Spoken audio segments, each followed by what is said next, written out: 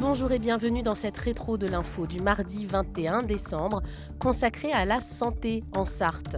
D'abord, le Covid qui a chamboulé nos vies depuis mars 2020 et ses conséquences, à commencer par l'organisation de la vaccination à grande échelle sur tout le territoire. Toutes les communautés de communes sartoises ou presque se sont dotées de leur centre de vaccination, Saint-Calais par exemple.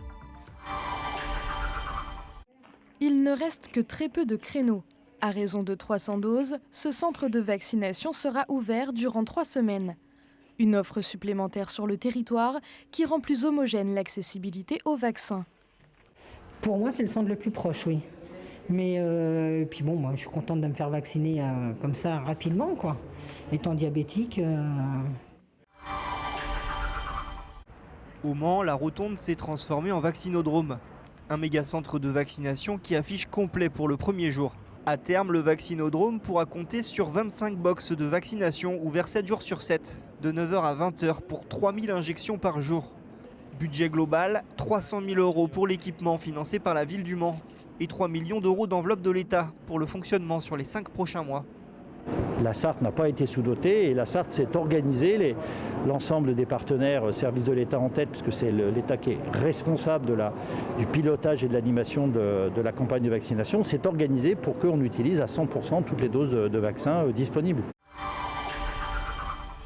La vaccination, une des solutions pour limiter la saturation des hôpitaux et de notre unique service de réanimation Covid en Sarthe, celui du centre hospitalier du Mans, en forte tension dès janvier 2021. Le pic épidémique que connaît actuellement le centre hospitalier du Mans l'oblige à déprogrammer des interventions non urgentes la semaine prochaine en chirurgie. Oui, mais voilà, un peu plus inquiétant pour le personnel, certains patients ont peur de venir dans l'hôpital et déprogramment d'eux-mêmes des rendez-vous pour leur pathologie chronique ou leur maladie grave. De quoi inquiéter ce pneumologue. J'entends trop souvent des patients qui annulent des consultations, des hospitalisations programmées pour leur maladie chronique. L'hôpital est capable d'accueillir dans des conditions tout à fait normales, avec toute la sécurité, les patients qui ont besoin d'être soignés pour leur pathologie chronique. Chaque jour, de nouveaux tests font état de nouveaux cas positifs à l'établissement public de santé mentale de la Sarthe. Ici, à Allonne, ce jeudi 8 avril, déjà 25 soignants et 17 patients sont diagnostiqués. L'organisation de l'établissement est chamboulée. Pour les représentants du personnel et le CHSCT, cela aurait pu être mieux anticipé. Mais la progression de l'épidémie est si rapide qu'elle a pris tout le monde de court. Pour tous, l'important est de continuer à faire le lien avec les patients qui sont pour beaucoup confinés dans leur service. Certains de nos malades, en tout cas, ont une difficulté de compréhension des gestes barrières et des mesures pour éviter justement d'être malade. Donc le cluster est d'autant plus compliqué à gérer dans les services comme les nôtres. 76% de la population est vaccinée en Sarthe. Alors pourquoi le virus continue de circuler pour atteindre un début de 5e vague en cette mi-novembre ? Ce sont les classes d'âge des 65 ans et plus qui ont contribué finalement à se contaminer, à assurer la circulation du virus, avec la reprise des activités de lien social qui sont importantes évidemment, mais couplées à la diminution et au relâchement sur les gestes barrières, ça a expliqué tout simplement ce niveau de contamination. Et le temps aidant, de toute façon, on passe en contamination générale, dans la population générale, qui explique qu'on a un taux aujourd'hui extrêmement important de contamination, 184 cas pour 100 000 habitants en population générale aujourd'hui. Pour freiner l'épidémie, l'heure n'est plus à la pédagogie pour le préfet de la Sarthe, mais au renforcement des contrôles de police-gendarmerie, notamment dans les établissements qui reçoivent du public, et donc à la verbalisation si besoin.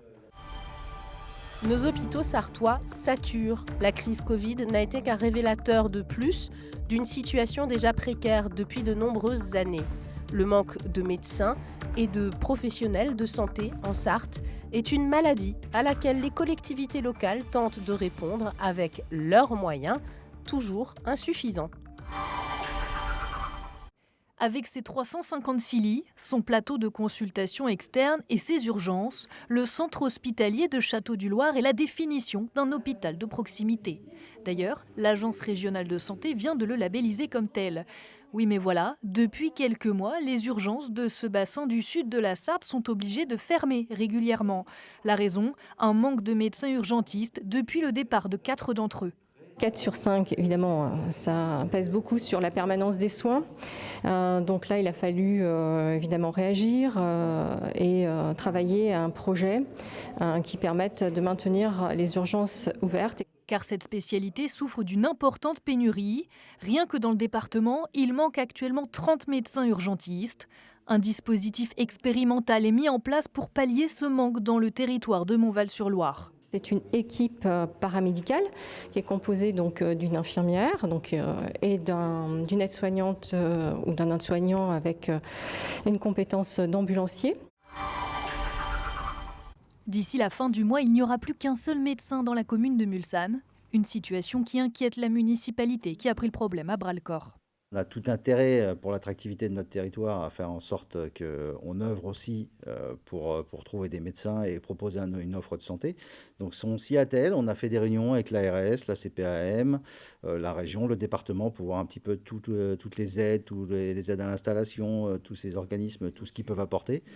Alors Mulsanne se bouge pour faire venir un médecin généraliste sur son territoire, comme avec des petites annonces sur des sites spécialisés. Un investissement qui coûte, mais dont dépend toute une attractivité locale. Pas de fermeture finalement, les urgences de Mamers resteront ouvertes en décembre. Un soulagement pour les habitants, personnalités politiques locales et soignants. Malgré tout, ils ont tenu à se mobiliser ce mardi, quelques heures après l'officialisation de la non-fermeture. Ça ne tient que grâce aux heures supplémentaires, aux mobilisations des gens qui reviennent et à tout ça, oui. Et on a le sentiment que notre direction, elle nous écoute pas vraiment, qu'elle nous fait pas vraiment confiance. On est pourtant sérieux. Car c'est par voie de presse que plusieurs soignants ont appris la nouvelle. Mais les urgences restent en équilibre fragile. Une nouvelle qui n'a pas totalement rassuré le maire de Mamers, Frédéric Beauchef, qui reste alerte sur la suite. Évidemment, on se dit que c'est une décision qui peut être que provisoire. Et si ça se passe dans 15 jours, dans un mois, dans 2 mois, on sera là aussi, on continuera, mais effectivement, on va être très vigilant parce que je ne suis pas rassuré. Je suis qu'à moitié rassuré. Ce mardi, en début d'après-midi, environ 300 personnes se sont mobilisées devant l'hôpital de Mamers. D'un côté, il y a les manifestants. Des soignants venus dire au ministre que dans leur quotidien, ils ne voient pas d'amélioration de leurs conditions de travail et de la prise en charge des patients. De l'autre côté, il y a le ministre de la Santé venu défendre le Ségur et annoncer une enveloppe d'1,238 milliard d'euros pour les Pays de la Loire. Elle sert surtout à investir dans les équipements et les bâtiments, comme le futur centre de cancérologie, actuellement en chantier, un projet qui bénéficie de 20 millions d'euros d'aide. Ils ont réussi à recruter sans difficulté des jeunes médecins qui sont venus, se sont engagés à venir travailler ici dans la Sarthe, alors qu'on parle d'hématologie, de cancérologie, de radiothérapie. Et pourtant, les médecins, notamment les généralistes, manquent toujours à l'appel pour 13% des Sartois. C'est-à-dire qu'il y a eu un numerus clausus qui, pendant 50 ans, a empêché des jeunes étudiants de faire de la médecine en France. Il aurait fallu le supprimer, ce numerus clausus, il y a 15 ans. Je vous garantis qu'on ne se poserait pas la question des déserts médicaux aujourd'hui. On favorise les exercices regroupés pour qu'un médecin ne se retrouve pas en plus tout seul alors qu'il a une patientèle qui est beaucoup plus importante que ce qu'elle devrait être. On favorise aussi les partenariats entre la ville et l'hôpital. C'est le cas ici, dans cette région des Pays de Loire notamment. Beaucoup de solutions sont avancées, en local. Pour les élus du département et parlementaires présents aujourd'hui, il va falloir continuer à inventer, alors même que la santé est une compétence de l'État. Et beaucoup ne sont pas tout à fait convaincus par le discours très positif du ministre. Évidemment, quand il arrive avec 1,2 milliard d'euros pour les Pays de la Loire, on devrait se satisfaire. Mais on se rend compte aussi que notre système de santé n'a pas seulement besoin d'argent. Il a besoin de repenser son organisation. Alors on est en tête de gondole pour le nombre de médecins qui partent en retraite. Le constat est sans appel. La Sarthe manque de médecins et la situation va s'aggraver car près de 40% des praticiens ont plus de 61 ans. De propos lénifiants de certains responsables des ministères qui n'ont pas vu ou bien voulu voir venir le manque de professionnels de santé. Beaucoup d'élus locaux, comme le maire de La Ferté-Bernard, lancent un appel à l'État et à l'ordre des médecins pour faire bouger la profession et notamment revoir le principe de liberté d'installation ou encore limiter dans le temps la possibilité d'exercer en tant que remplaçant et ce pour une meilleure répartition sur l'ensemble du territoire national. C'est une compétence de l'État. Les communes se saisissent de cette problématique parce que les concitoyens viennent les voir et demandent au maire « trouvez-moi un médecin », sauf que ce n'est pas leur compétence, mais ils ne peuvent pas rester sans rien faire. Donc oui, aider à l'installation des médecins via des maisons de santé pluriprofessionnelles, c'est des outils, ce n'est pas une solution miracle. La télémédecine, c'est pareil. Donc il faut soutenir ces initiatives locales, mais c'est quand même une compétence régalienne.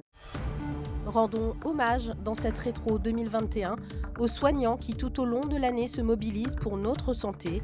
Grâce à leur dévouement au quotidien, mais aussi aux collectivités et aux associations, des solutions se mettent en place. Répartis sur 3 niveaux, ce sont 19 guichets d'accueil, plus de 120 salles de consultation et 60 salons de prise en charge qui ouvrent ce jeudi aux patients. Le bâtiment Plantagenet du centre hospitalier du Mans devient le pôle des consultations et des hospitalisations de jour.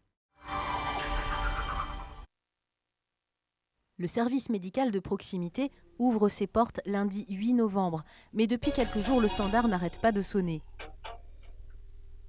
SMT Le Mans, bonjour. 60 000 Sartois n'ont pas de médecin traitant. Cette solution s'adresse à eux. Un service qui sera ouvert du lundi au vendredi, donc sur une amplitude de 9h à 18h, et qui pourra aussi se moduler avec donc deux files actives, deux cabinets qui seront ouverts en permanence sur cette amplitude par les médecins pour consulter. Ça fonctionne. En 2017, on a pu ouvrir ce type de service à Laval sur un constat d'une problématique similaire. Et aujourd'hui, le centre de Laval produit jusqu'à 16 000 consultations par an. Le docteur Fabrice Denis n'en est pas à son coup d'essai. En 2019, il faisait parler de lui pour une application d'autodiagnostic du cancer du poumon. L'an dernier, il était à l'origine de maladiecoronavirus.fr, un questionnaire sur Internet utilisé par des millions de personnes. Aujourd'hui, il est sur le point de lancer un nouvel outil numérique, un carnet de santé, sous forme d'application baptisé Malo.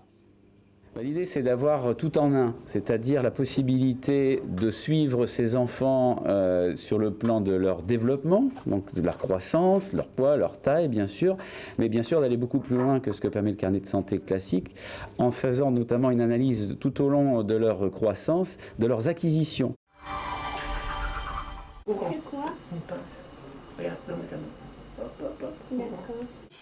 En temps normal, ce dentiste travaille dans les beaux quartiers de Paris, près du Champ de Mars. Mais aujourd'hui, il est au Mans pour soigner les exclus de la protection sociale. De temps en temps, je trouve que c'est justifié de venir travailler dans des quartiers moins favorisés. Et donc voilà, et de partager mon expérience et un peu mon enthousiasme, parce que j'adore travailler. Donc voilà. L'opération est menée au centre de santé Alliance Vision, dans un partenariat avec la Croix-Rouge. Le centre propose de soigner gratuitement les patients précaires.